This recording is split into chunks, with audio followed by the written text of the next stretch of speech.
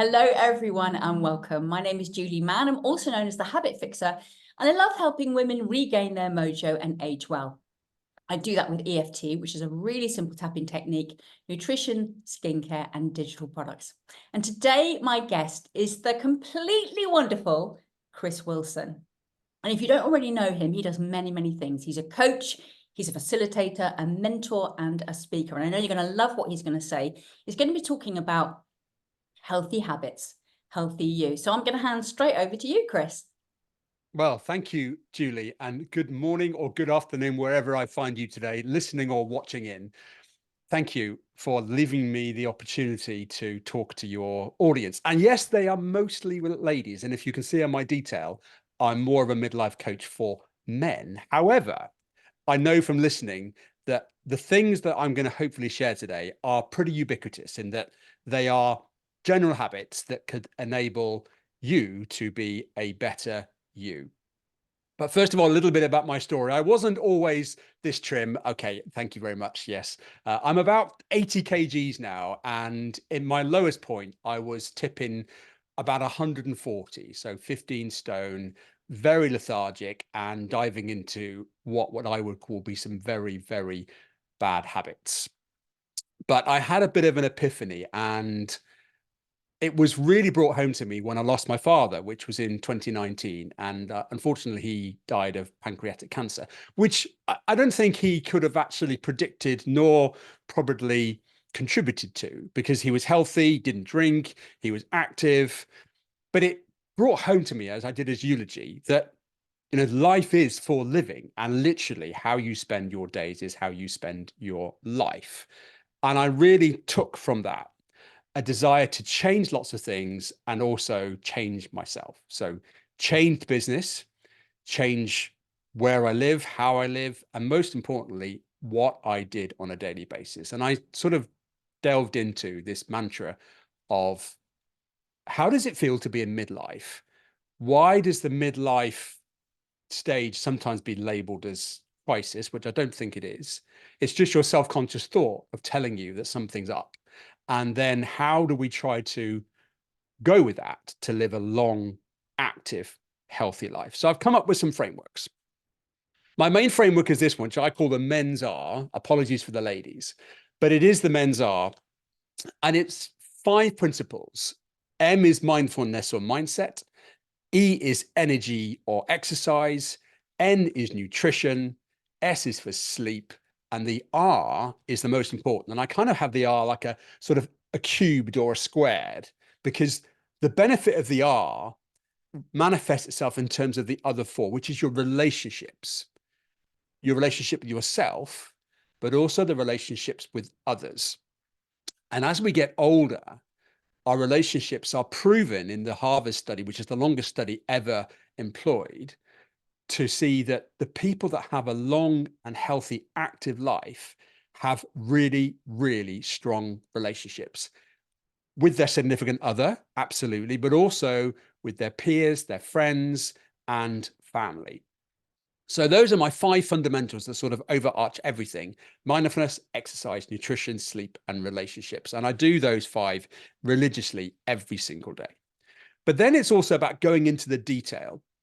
So for me, I have a 90-day review cycle. So I'll always have a 90-day session, and it's the first of the month is when I review that. But the first of April, July, September, I always review my 90 days. I look back, kind of like what I call a periscope session, kind of periscope out of the water, look around, look backwards, see where I am now, and then look forward to think, what do I need to focus on? And there's kind of the life wheel. If you go to a life wheel exercise, you can see financial, spiritual, emotional growth, and you can see perhaps what you want to focus on. And then from that, I put that into some of my routines. So here is kind of my little simple daily habit tracker. I've just screwed this one up because I put it in the bin this morning, but it's last week's habit tracker. And from that, I have lots of things down the left-hand side that I think are important to me. And then literally every day I put a tick or a cross, and then I put them in a score at the end of the week as to how that rates. And here's my kind of wavy line for the last kind of couple of months. And you'll see that I've had some really good weeks and some really bad weeks. And when I go on the bad week, you can see I'm like, come on, Chris, what on earth are you doing? Let's have some congruency. And I literally give myself a right kick up the backside to say, come on, you talk about good, healthy habits, healthy you, and yet you are literally diving down your own spiral of negativity. So you can see there it is, my own self-accountability judgment of myself. And you see, I have some peaks. What are the things that set me up for the day? I have a morning routine. Lots of people have morning routines, and I'm no different. And I have my morning routine around the mnemonic of prime. You see, I like frameworks and mnemonics. So prime for me is, first of all, prioritization. So P is for prioritization. What's important to me today? Where did I maybe miss yesterday? And what do I need to do today? And sometimes I call them my done by ones. By 1 o'clock today, what should I have done to make sure that those 3 things, those 1, 2 things, have to be done no matter what? That's my prioritization. Then my R is reading. I'll normally sit and read for maybe 10 pages every day. It means you'll probably consume at least a book a month. And then from that, I go to I for inspiration. Maybe a podcast, maybe I'll dip into my journal. What are the things that are going to inspire me today? Some relevant quotes or things that I think I can be triggered by. M is for mindfulness. Normally you have 10 minutes. Sometimes it's a silent meditation. Sometimes it's guided. Sometimes I'll do some breath work, but 10 minutes on my own to practice the habit of making my thoughts, the thoughts that I want to work on. And then E is for energy or exercise. 5 to 10 minutes of a basic routine of exercise. And again, I have my 5-minute 50s. Anybody in their 50s today, it's 50 something. So it's 50 press ups, 50 squats, 50 lunges, 50 seconds of plank work, 50 seconds of sitting on the wall with your legs crossed in a stand-up position. So that's my 5-minute 50s. And that is sort of my morning routine and overarching framework. But underneath all of that, at the end of the day, we've got 86,400 of these in a day, which is your seconds. And it's up to you how you spend them. And by the time you've slept, if you've had a good sleep, you've probably only got 61,200 seconds left. And therefore, all those minutes and hours that you spend on socials or consuming content that doesn't serve you, you're literally giving resonance to things that are in your past that will never serve you. And as Oliver Burkeman says in his famous book, 4,000 weeks, you will only have roughly that amount in your life on average. And that bank account literally depletes every single day. And as he often says, you cannot possibly do everything that you want to do. It is literally impossible. So you have to be quite cathartic with the things that you don't want to do and prioritize the things that you do want to do. And as yesterday served a purpose, I decided yesterday I was going to do a long run. I like to run a lot, how I get my mindfulness and my creativity. And it was on the plan to do a 10-miler yesterday morning. And it was belting down. I mean, literally stair running rain. And the mind said, no, Chris, it'll clear up later, go later. But this was the moment I had to lean into what was important. Get the running shoes on, put the coat on. At the end of the day, I've got a waterproof skin. And my mother used to say, there's no such thing as bad weather. There's just bad clothes. So get out there, put the running shoes on. And sure enough, within an hour and a half, I was back home, 10 miles done. But I felt so good about the fact that I'd leaned into what was difficult and done it anyway. And I took a quote from a guy that did the Comet Relief Climb a few years back. He's a kind of psychologist doctor. And he had a mantra, which is this one, which is nothing good comes easy. And that's so true of what happened yesterday. It would have been so simple to say, oh, come on, you're fit enough. You're on your 80 kgs. Your VO2 max looks good. But actually, the choices defined in that moment of shall I, shan't I, depicts everything about life. Because if I give my excuse to say, no, try it later, or you can do it tomorrow, that would have been a debit in my account of, am I serving myself to the best of my abilities? And that's why that run yesterday in the rain was more important than the run itself, because I actually decided to do it.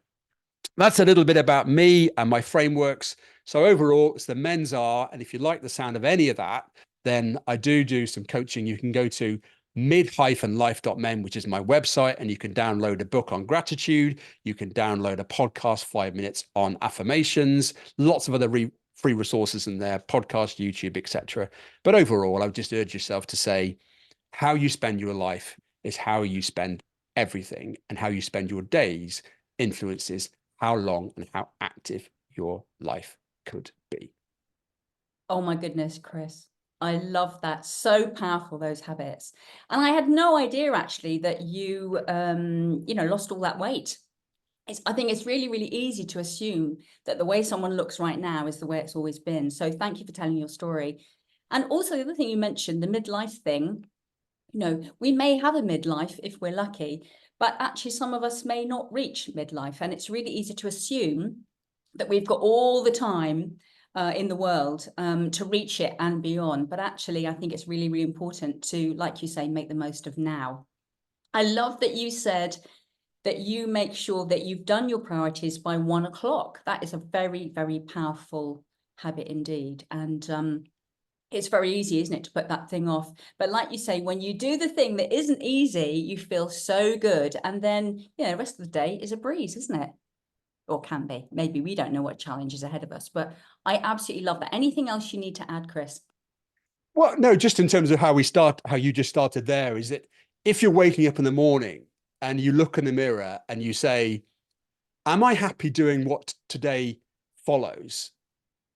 Well, maybe yes or no. But then if you said, if this was the last day on earth that I had today, would I be doing what I wanted to do today, or would I not? And if the answer consistently says to you in the mirror, it's a no, then how long are you going to carry on working in the way that actually your subconscious is going to say, this isn't serving you? Because the subconscious keeps the score. And if you carry on ignoring that little voice behind you saying, yeah, this isn't working, this isn't right, you should be doing better, there could be better in you, then it'll find an outlet somewhere, either through stress or anxiety or even some worse stuff.